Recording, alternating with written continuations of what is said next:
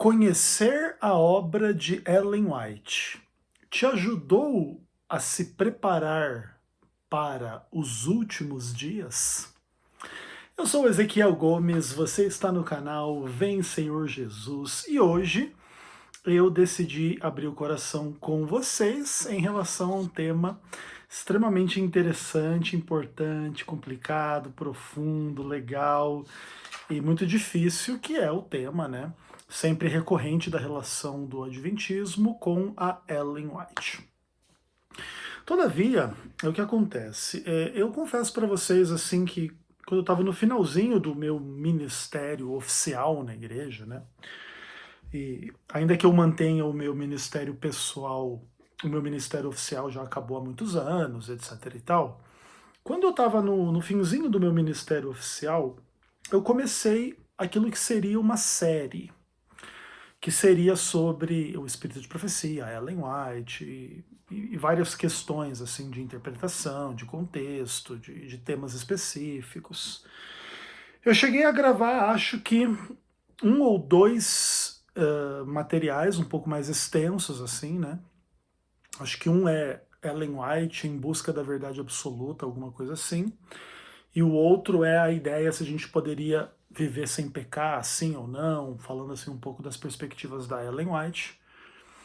E acabou que com a minha saída do ministério, assim, eu deixei esse projeto de lado em função de muitas questões. Inclusive eu demorei um pouco para voltar a gravar vídeos assim depois que eu saí do ministério, né? Não foi uma coisa que eu saí fazendo, né? Fiz alguns, fiz poucos, voltei de forma gradual. E o tema da Ellen White, etc., se tornou um pouco secundário naquele momento da minha vida. E, e desde então é assim. E na verdade, o que acontece? A minha relação com a Ellen White é bem ampla, bem interessante, bem profunda. Tenho as minhas críticas, tenho as minhas concordâncias e etc. Tá? Mas eu não quero falar assim tanto de mim, Ezequiel, como que a Ellen White me ajudou, não me ajudou, se eu concordo com ela, se eu discordo dela. Não é esse o foco que eu gostaria de dar no nosso bate-papo aqui hoje. Eu queria falar assim com você. Você que lê a Ellen White, que conhece a Ellen White. Deixa eu pegar minha cerveja que ela tá aqui embaixo. Então, e aí, você? Não sei quem você é, não sei se você é adventista há pouco tempo, há muito tempo, se você já leu muita coisa da Ellen White ou pouca coisa da Ellen White, não sei se você é um cara que, uma mulher que acredita fortemente, piamente na Ellen White, ou se você é uma pessoa que tem dúvidas, ou mesmo se você é uma pessoa crítica, se você é adventista, se você é ex-adventista, e como que é e como que não é, né? Seja como for, cada um desses grupos deve pensar a partir da minha pergunta como que é a sua própria relação com a Ellen White.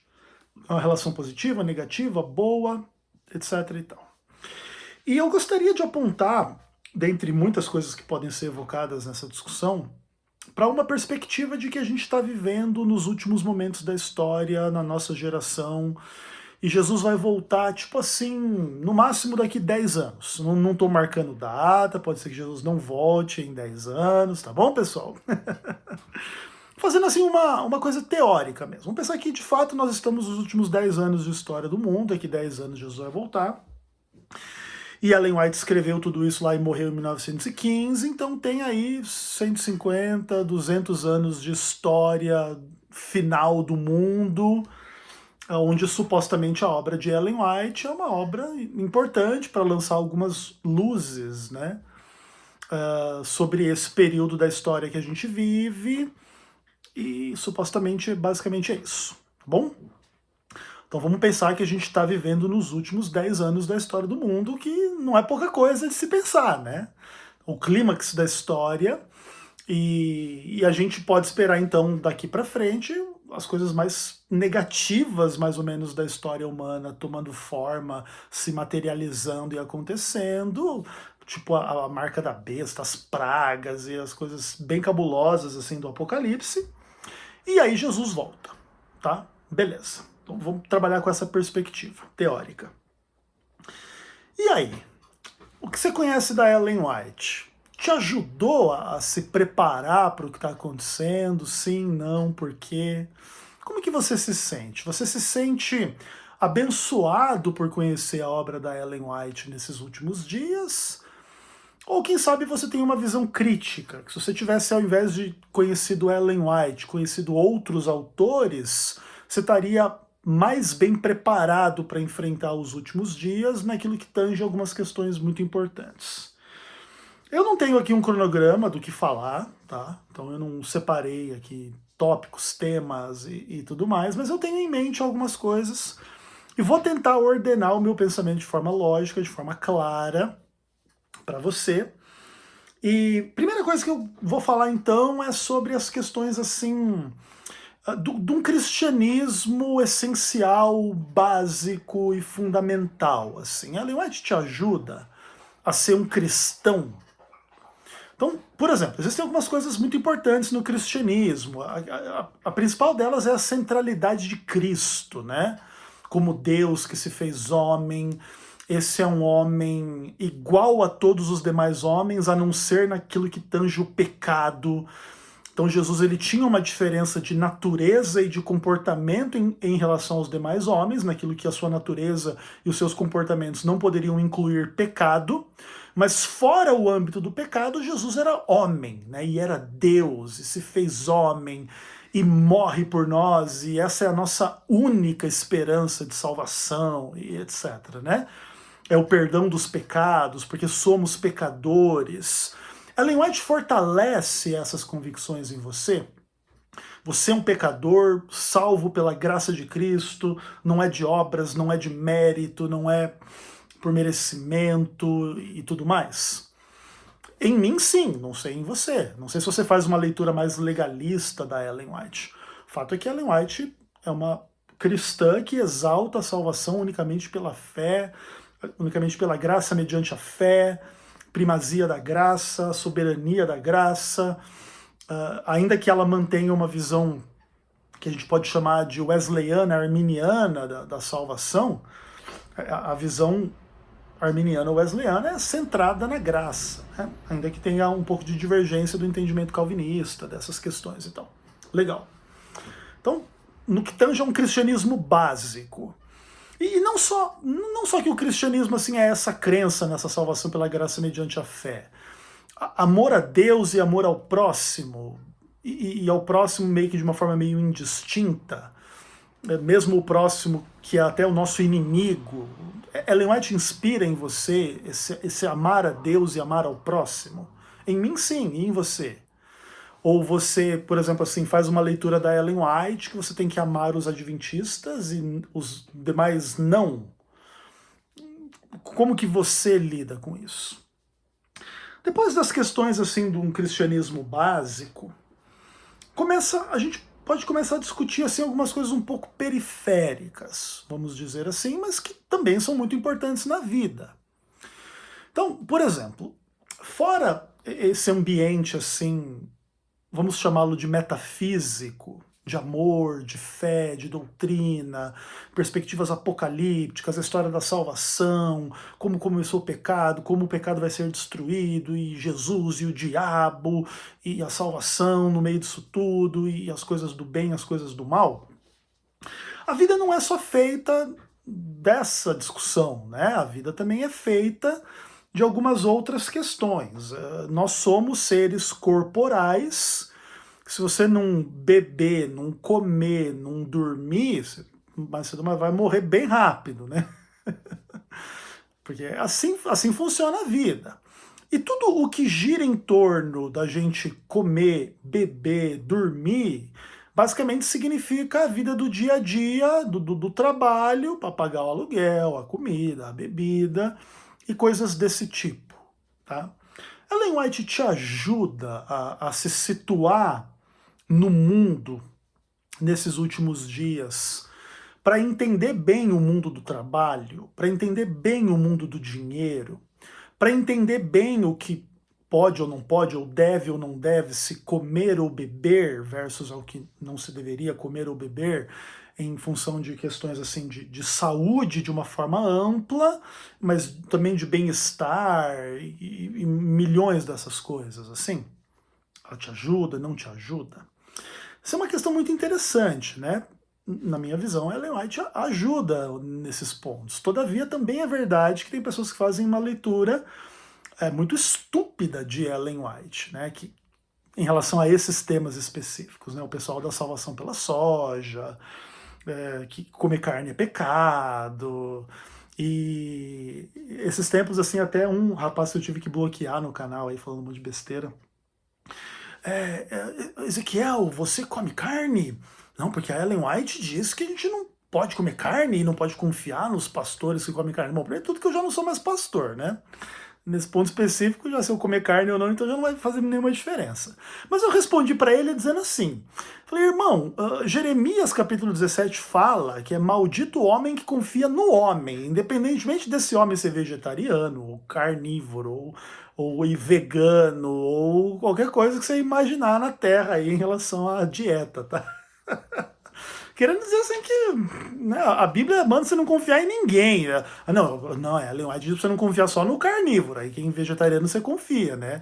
Ele vai comer a vizinha, mas a carne ele não come, né? Tem um monte de gente vegetariana mau caráter, mentirosa, falsa, idólatra, transgressora do sábado, sei lá, milhões de problemas e pecados aí dos seres humanos, né? Então é isso, né? Então o vegetarianismo não é um passaporte para uma moralidade superior e nem sequer para uma saúde superior, né? Porque tem o carnívoro saudável e o vegetariano podre de saúde aí com câncer. Inclusive é uma questão interessante. Por exemplo, eu já vi adventista questionar a existência de Deus no momento que ficou com câncer, porque foi vegetariano a vida toda e achava implicitamente que seguir lá alguns princípios de saúde da Ellen White, sei lá de quem, iria lhe blindar de doenças como câncer, por exemplo. Tá? Então eu já participei assim de uma experiência assim de uma pessoa que teve a sua fé em Deus abalada nesse tipo de contexto, tá? Então, nesse ponto, talvez a Ellen White, ou pelo menos uma leitura específica aí, meio salvação pela soja da Ellen White, acabou que, ao invés de preparar a pessoa para a vida e para a realidade, acabou criando uma fantasia na cabeça dela que se ela fosse vegetariana ela não teria problema, e no fim ela teve, né? Como é que é isso com você? A Ellen White te ajuda nesses aspectos ou não? E isso é uma coisa interessante, assim, tipo, os regulamentos, assim, sobre o que pode ou não pode comer, pode beber a cervejinha aqui, com álcool ou sem álcool, o que quer que seja. É óbvio que é possível haver divergências e pensamentos e práticas diferentes. Mas também é verdade que o controle sobre o que as pessoas comem ou bebem, muitas vezes, assim, pode criar um clima muito complicado, assim, na humanidade, né? De controle mesmo do comportamento, de controle mental, de sectarismo. Essa é inclusive uma das características importantes de seita, né? Naquele aspecto mais científico, né, da definição de seita, não essas bobagens aí de evangélico que fala essas coisas assim de seita, né? Então isso é engraçado, assim, isso é interessante, isso é uma coisa importante. Mas uma outra coisa, assim, por exemplo, assim, que eu acho bem legal sobre esse assunto específico, é que, por exemplo, Ellen White te ajuda a respeitar os princípios de Romanos 14 ou não. Romanos 14 tem uma discussão bem interessante ali, né? Aquele que come carne, aquele que come legume, aí tem o fraco e o forte. Aparentemente o forte é o que come carne e o fraco é o que come legumes, né? E se a gente for se reunir para debater opinião, vai virar um inferno esse negócio. Então Paulo, ele cria uma conciliação querendo dizer que esse é um ponto secundário, e nesse ponto secundário há espaço para divergência dentro da igreja, e havendo espaço para divergência, vamos todo mundo seguir a sua própria consciência, também porque você não deve fazer nada contra a sua consciência. Então se você achar que comer carne é pecado, você não come. Se o outro achar que pode comer carne, come, e tá tudo certo, né? Tá tudo bem. A gente aprende a conviver entre nós aí, tá tudo bem. Ellen White te ajuda a entender de forma equilibrada isso, ou você faz a leitura fanática, radical da Ellen White, que come carne, que vegetariano, que não sei o quê? É uma pergunta interessante. Todavia, quando a gente tem as necessidades supridas, o ser humano ele começa a ter outras perspectivas, que não meramente a necessidade. E aí, abre-se um espaço assim nesses últimos dias para uma ampla gama de questões assim que a gente vai chamar de divertimento, de entretenimento, e que também tem que ver um pouco com o universo do estudo e do trabalho, mas que tem a ver um pouco com essa coisa secular mesmo, assim, tá? Por exemplo, você seria um esportista? Você seria um jogador de xadrez? Você se diverte com o quê? Você ouve música? Você vê filme? Você vê série? Você gosta de moda? Então você acha que tem roupas assim que são chiques e outras que são, como que a gente vai chamar, assim, vergonhosas, bregas e tudo mais? E quais são os critérios, assim? Como que isso funciona para você? Ellen White te ajuda a se situar nesse universo ou te atrapalha? Ela te prepara para a realidade ou atrapalha e etc? Essa é uma pergunta interessante de se fazer. Por exemplo, pessoas que querem fazer uma leitura assim, que a Ellen White é o suprassumo da revelação da realidade, tudo que a Ellen White falou é muito importante, etc. Às vezes tem um pouco desses temas assim das diversões, né? De não ser coisas competitivas, de não jogar xadrez, de não jogar baralho, e coisas assim, alguns exemplos que Ellen White dá um pouco nos seus escritos, né? Você faz ideia do que é o mundo dos jogos atualmente? Você faz ideia? Você entende assim que Ellen White não previu o mundo dos games modernos? Não, o mundo do computador, o mundo dos games atuais, assim, que estão cada vez mais avançados e etc. Eu também assim não tenho muita propriedade para falar de jogos, porque eu parei de jogar videogame, esse tipo de coisa, quando eu tinha de 13 para 14 anos, que foi quando eu comecei a tocar guitarra. Então a guitarra, ela supriu as minhas necessidades e os meus interesses. Então, desde então, eu nunca mais joguei videogame. Então eu confesso para vocês que eu não sou um profundo conhecedor de videogame. Mas por causa da área na qual eu trabalho, a gente tem que falar um pouco de videogame porque tem uma interação muito legal entre videogame e criptomoedas e blockchain, que é a área na qual eu trabalho. Então, assim, a gente tem um pouco de noção de como que esse universo funciona e, além de tudo, assim, a gente conhece um pouco, né?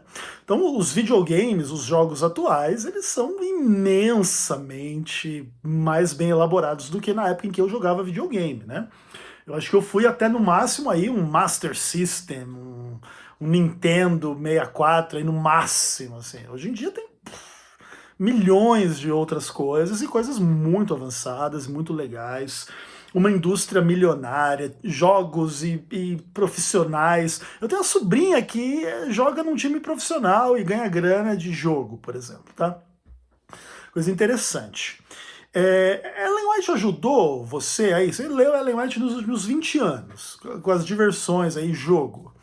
Você está bem preparado para entender a força dos games atuais nas vidas das pessoas? Ou o seu papo é a juventude não pode jogar xadrez, que é uma influência maligna?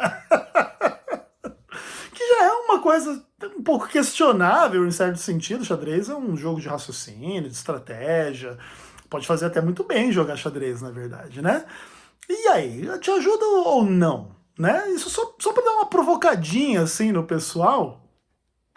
Até porque eu acho assim que dentro do universo de tudo que a Ellen White falou, essas coisas assim do entretenimento estão entre as piores, assim. E não é nem o ponto assim de dizer, por exemplo, não, porque o Ezequiel ama os pecados e aí ele, não, eu não jogo xadrez, inclusive eu valorizo o xadrez como um jogo de estratégia, inteligência e cálculo e não sei o quê, mas eu não jogo xadrez, nunca gostei.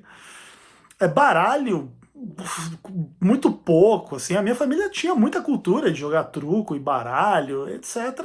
Eu, sei lá, nos últimos 15 anos, que foi quando eu me tornei adventista, se eu joguei baralho 15 vezes aí, uma vez por ano, foi muito, entendeu? Uma brincadeira, um uno, um truco, uma brincadeirinha assim de família, alguma coisa, mas não jogo, não gosto, não curto, não perco meu tempo com isso. Mas também, ao mesmo tempo, não compro a ideia da Ellen White de forma inquestionada, entendeu?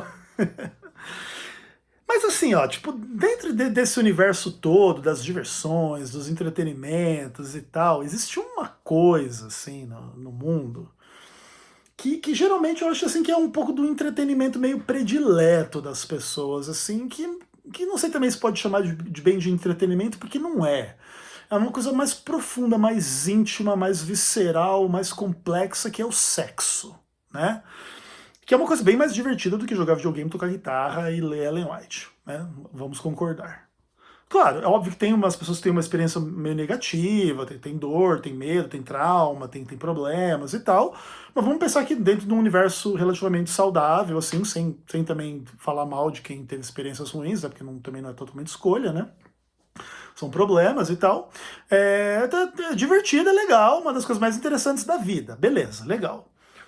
Ellen White te ajuda na sexualidade? Assim, você leva a sério as coisas da Ellen White em relação ao sexo? Sim, não e por quê? Vou até tomar uma aqui para responder essa. Ai, caramba.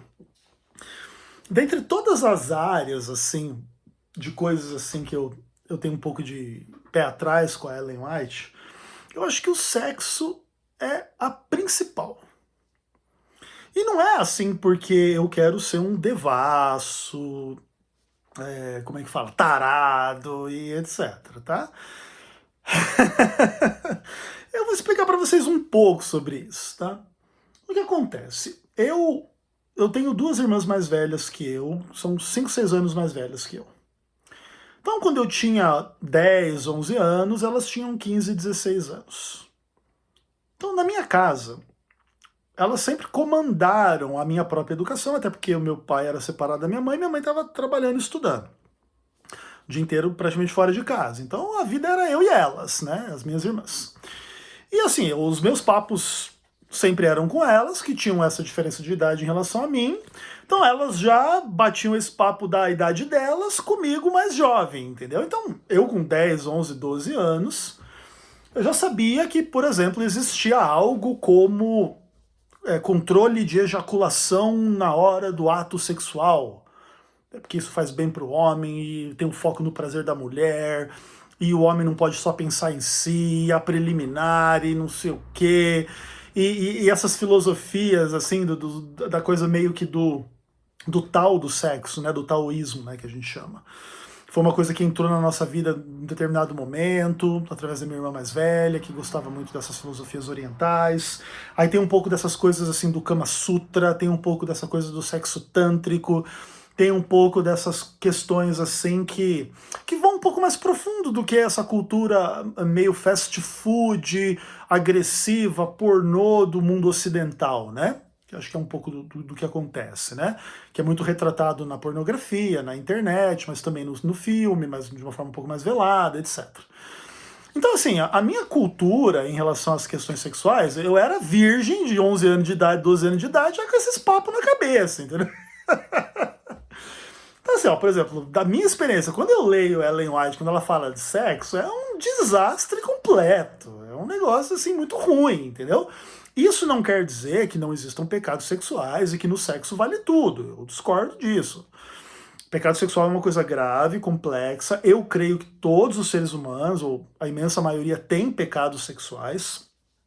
Naquilo que imagina, naquilo que pensa, naquilo que sonha, naquilo que deseja, naquilo que pratica ou praticou, né? Etc.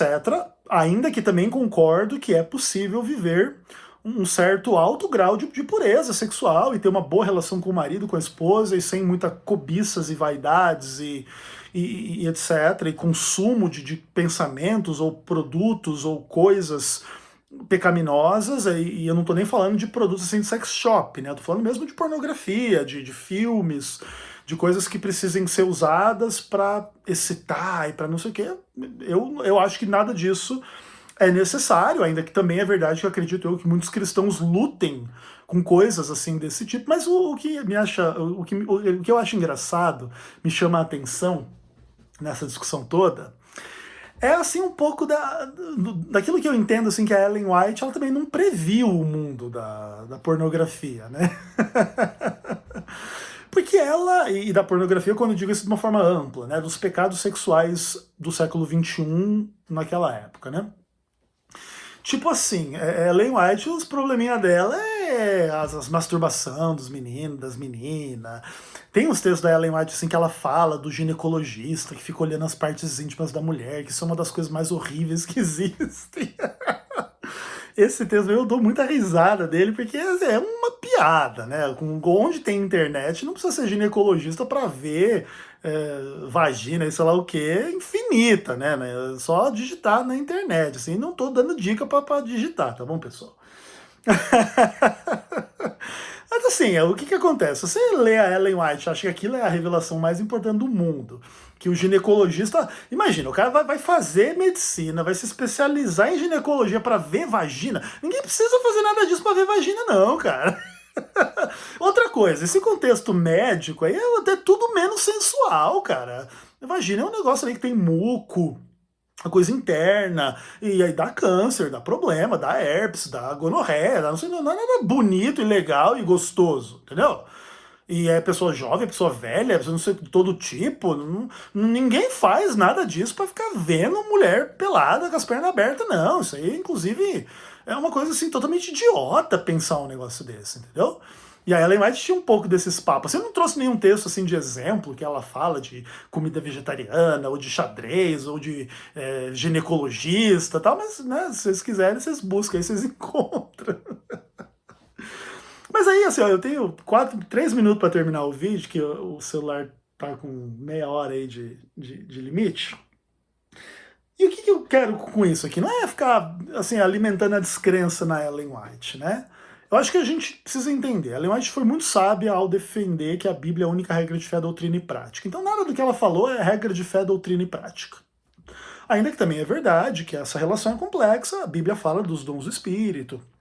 E é óbvio que eles têm função e que eles devem ser levados a sério. E ninguém deve acariciar pecados e descartar o que a Ellen White falou por causa das idiotices dela, das burrices, das coisas assim, né, como dando alguns exemplos aí do que eu já dei.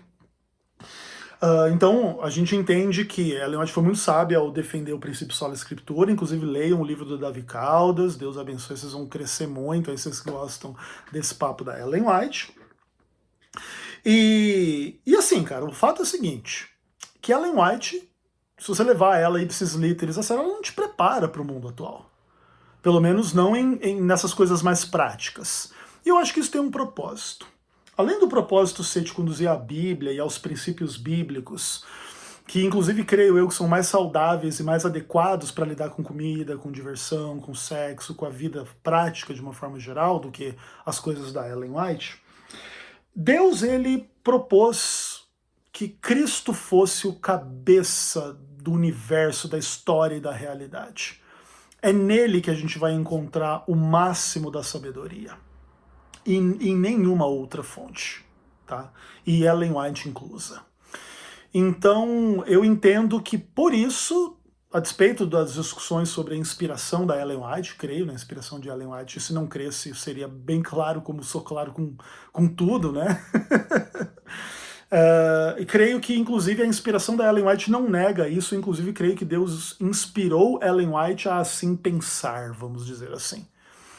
E a colocar a palavra de Deus acima dos seus próprios escritos e Cristo acima de tudo e todos, que não é slogan político, pelo amor de Deus, né?